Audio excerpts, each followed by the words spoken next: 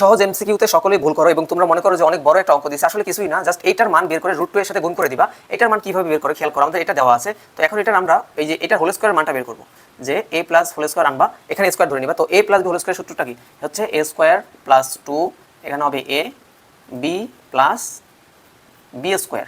খেয়াল রাখো √a square কাটা থাকবে a, এখানে এটা কাটা হচ্ছে 2, এখানে √a স্কয়ার কাটা থাকবে 1/a।